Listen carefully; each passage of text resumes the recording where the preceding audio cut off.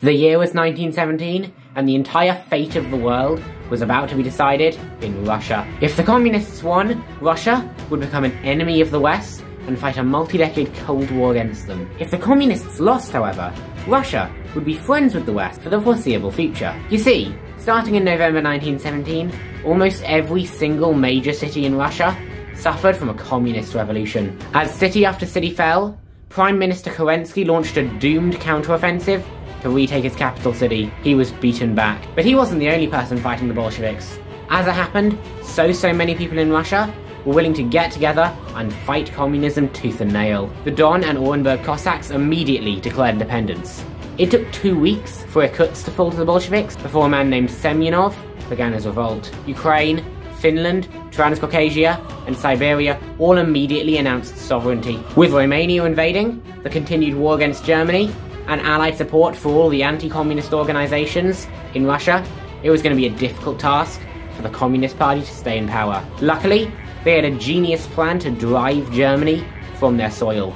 They called it No Peace, No War. You see, the Bolsheviks couldn't win the Civil War and win the war against Germany at the same time, so they had to have peace talks with Germany to free up resources to win the Civil War. However, Germany's peace terms involved independence for the Baltic states, influenced, however, by Germany. This would give a permanent German presence right next to the second most important city in Russia. On top of that, the rest of the land they would have to cede was some of the most important land in Russia. It could bankrupt the country. Obviously, this peace deal could not be accepted. So, Trotsky came up with a new plan. America was shipping its troops to Europe to join the war against Germany. If these troops arrived in France, Germany would not have a chance of winning the war. Germany's only hope of victory was if it could defeat Russia, bring its troops round to France, and then defeat France and Britain before America showed up. If Russia demobilizes its entire army, Germany is left with a choice. It can continue its invasion of Russia and defeat Russia, but the invasion may take way too long and America might arrive in time and defeat Germany. But if they instead move their troops away from Russia and hope Russia doesn't attack them, Russia might remobilize their army and attack them again. So, do you risk that Russia doesn't remobilize and attack you again? Go for Germany? Or do you risk that America will take too long to get there and go for Russia? Germany chose the former. Germany, I need your help. The Bolsheviks are about to take Kiev. No, they started in Kharkov, they've pushed all the way across the country. Oh, no, that's an update. Kiev has actually just fallen to the Bolsheviks. Our government has had to escape. Oh no, that's terrible. I hope you're gonna be okay. Okay, would you like help fighting back against the Bolsheviks? Yeah, great, no, we'll fight them, just, they're going down, you know? Flip, get them! A combined Austrian-German-Ukrainian force went back and retook Kiev from the Bolsheviks. The Red Guard was completely driven from the now undefended Ukraine as Germany pushed as far as Rostov. With Ukraine a German vassal, they continued their offensive, occupying Belarus, the entire Baltic region, and were now ready and poised to occupy Petrograd, the capital city. They offered Georgia a deal.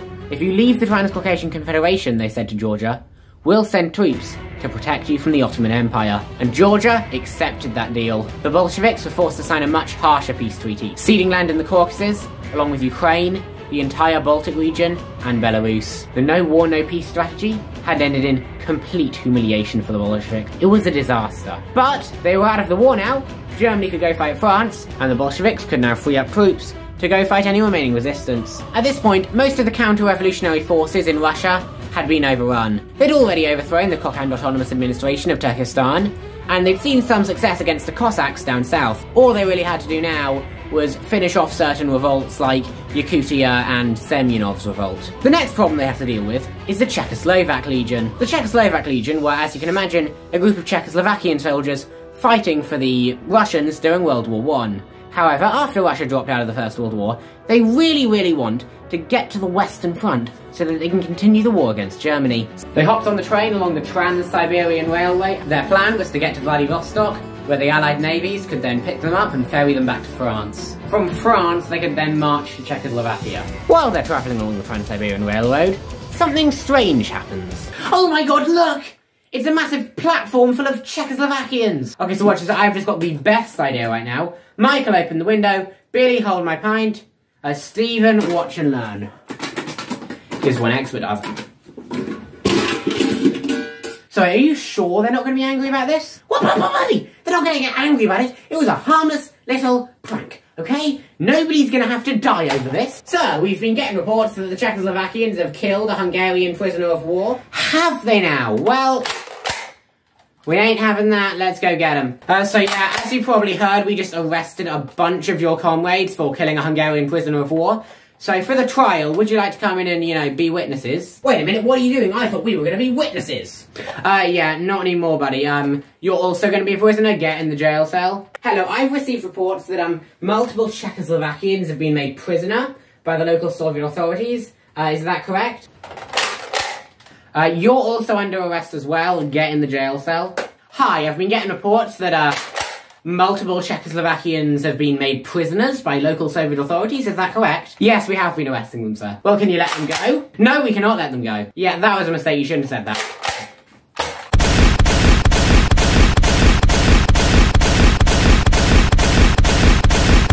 Yeah, no, I'm sure this was just a big misunderstanding, alright? We can come to an agreement to this. Yeah, just give us all of our comrades back.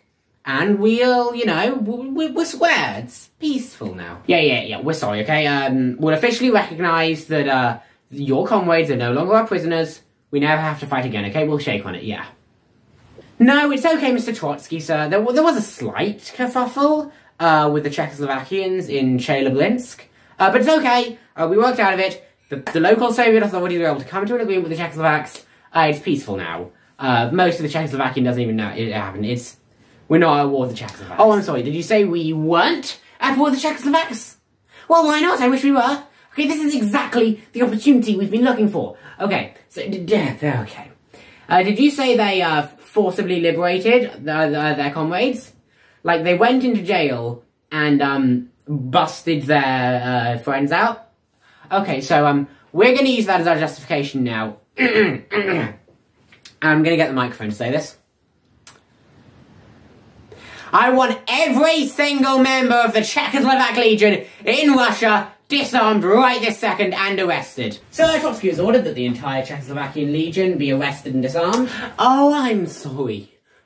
What did he do? He's ordered that the entire No, I heard you. I'm just curious as to why Trotsky thinks that he can just arrest us all like that. Why that midget Trotsky just wants to disrespect us like that? God damn it. He's screw no war, no peace. He's so ugly, they could have just used him to scare off the Germans. It's working with us. We're running out of Russia to France at full speed.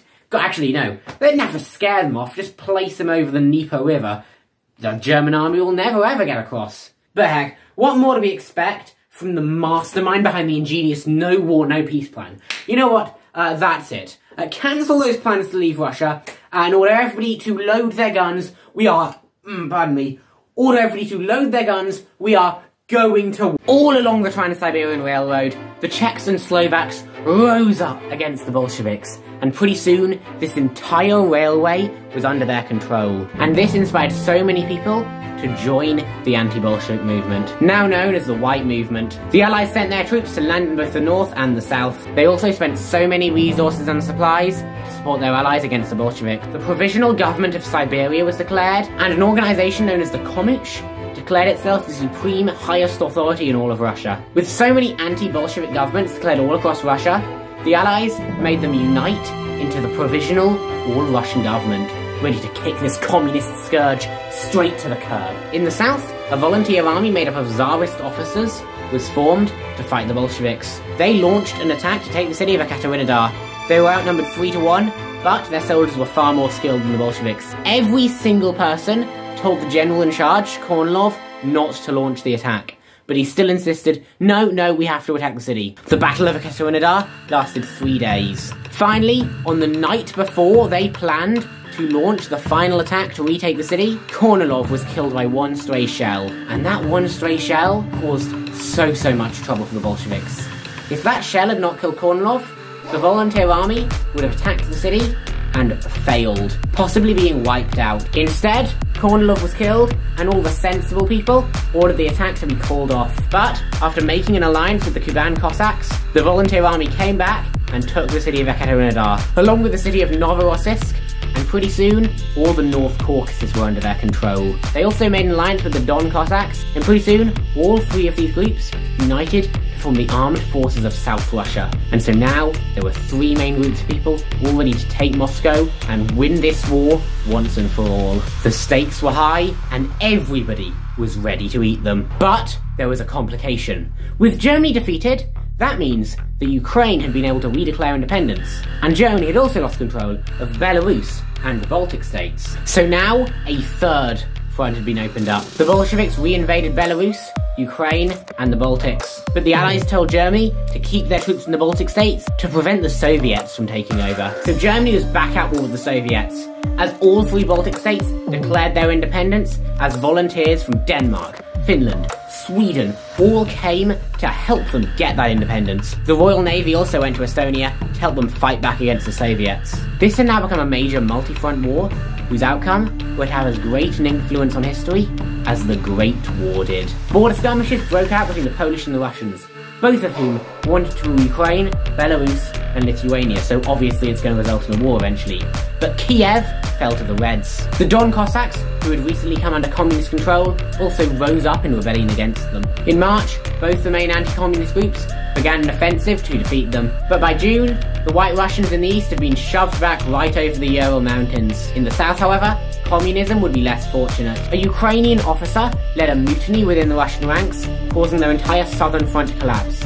Soon, Crimea and most of Ukraine was under the control of the White Army. General Denikin, the leader of the Whites in the south, was at the height of his power, ruling over 40 million people, some of the most valuable lands in Russia, and was 300 miles away from Moscow. In the north, a third White Army was rising to take Petrograd. The Estonians, who had just helped Latvia retake Riga from the Germans, had allowed a man named Yudenich to wait in their country long enough to build up an army of 20,000 recruits. Then, in 1919, with support from the British, he stormed out of Estonia and made for Petrograd. With the White Armies losing on the Eastern Front, the British and the rest of the Allies decided to cut off support for Kolchak, who was leading the White Armies in the East. Instead, they concentrated their support on Denikin and Yudenich. Remember Yudenich? Not for much longer. The Bolsheviks dispatched military reinforcements to Petrograd, and by the time he arrived there, he was already outnumbered 3-1. The Red Army sent him packing, fleeing back across the border to Estonia. Estonia, on the other hand, decided to sign a peace treaty with the Bolsheviks, agreeing on a new border, recognising their independence, and one of the peace terms was that Yudenich's army would have to be disarmed by the Estonians. So, as Yudenich crossed the border, his entire army was arrested and disarmed. The Ukrainian anarchist movement had split their alliance with the Bolsheviks and started fighting them, which, as well as the mutiny against the Bolsheviks, was another thing that made it easy for the Whites to storm Ukraine. Germany and the Bolsheviks had been pushed out of the Baltic region. An armistice had been signed with Poland, and Yudenich had been defeated. That freed up Bolshevik reinforcements to go down south. Meanwhile, remember those anarchists I mentioned earlier, who had split their alliance with the Bolsheviks? Well, the Whites had pushed them back across the Dnieper River. But then, the anarchists suffered a stroke of luck.